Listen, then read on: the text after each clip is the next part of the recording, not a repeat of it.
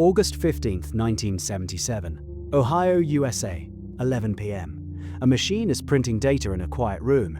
The Big Ear radio telescope has been scanning the sky all night, just like every other night. Just background noise, ordinary interference, nothing unusual. Then an astronomer named Jerry Amon picks up the printout and stops.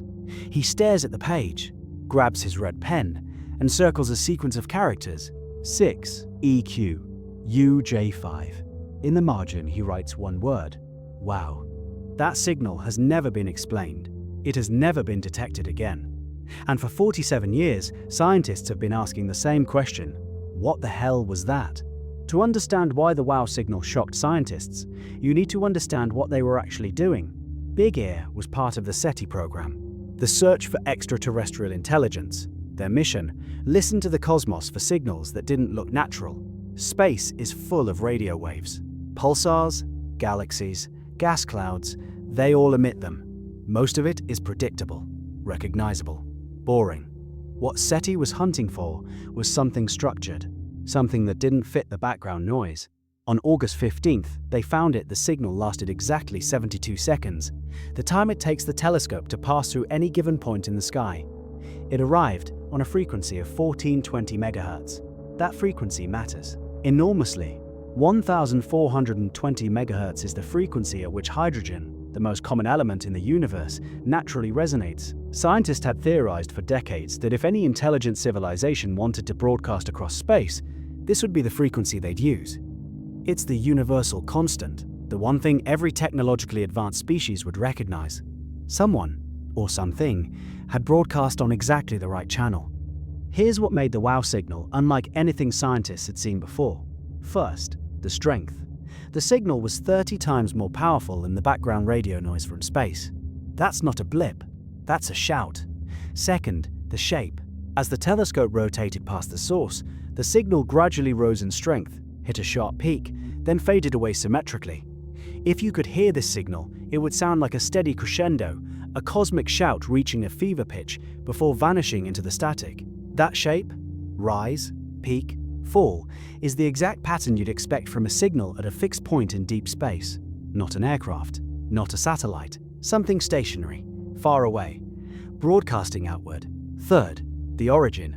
Scientists trace the signal to the direction of the constellation Sagittarius, toward a star system called Chi Sagittarii, roughly 200 light-years from Earth. The right frequency, the right shape, the right location. On paper, it matched every criterion scientists had set for what a deliberate transmission from an intelligent source would look like. And then it vanished. No repeat, no echo, no trace, gone. But the most disturbing part of the WOW signal isn't where it came from. It's what happened when scientists tried to find it again. Astronomers immediately turned every telescope they could access back toward that patch of sky. Night after night, week after week, year after year. Nothing. Over the following decades, more than 100 separate attempts were made to detect the signal again. Bigger telescopes, more sensitive equipment, better software. Still nothing. This is the detail that haunts researchers.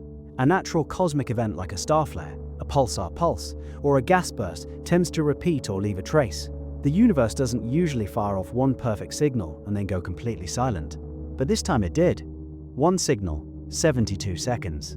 Never again. Over the years, scientists have proposed explanations. Let's go through them. Theory 1. Interference from a satellite or Earth-based transmitter.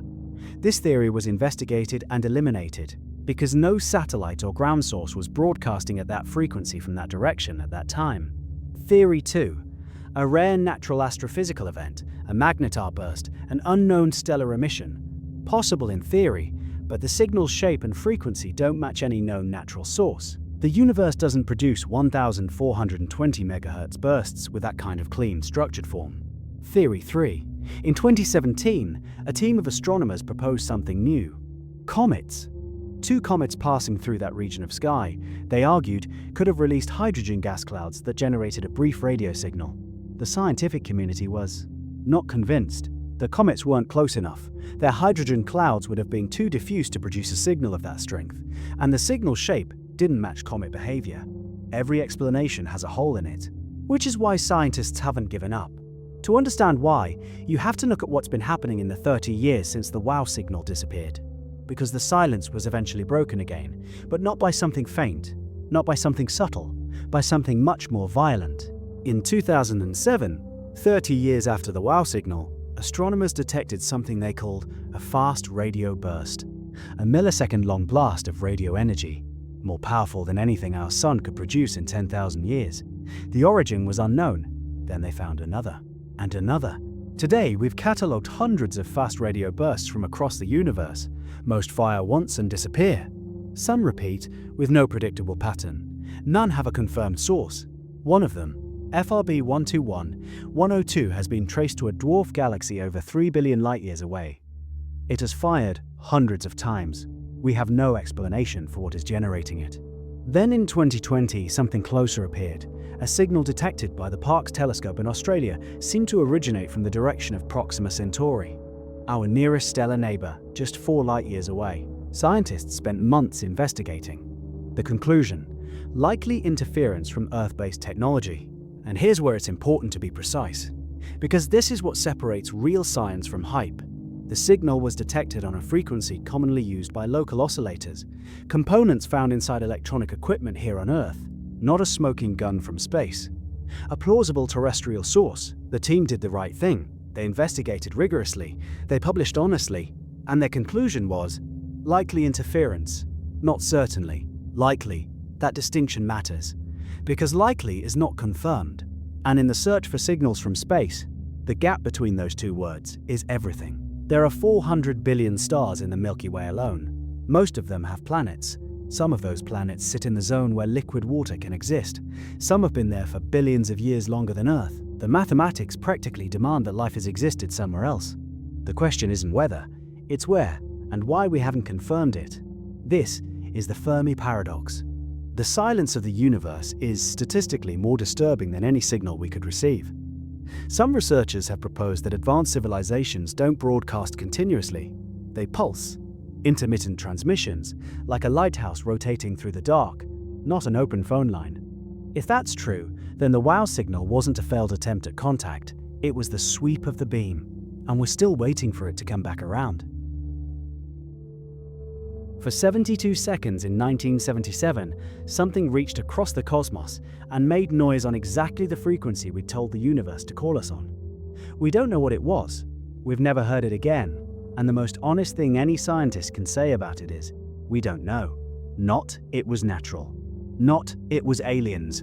We don't know. But here's what I'll leave you with. In 1977, our best instrument was Big Ear, a fixed dish in Ohio. Today we have the James Webb Space Telescope, the most powerful eye humanity has ever aimed at the universe.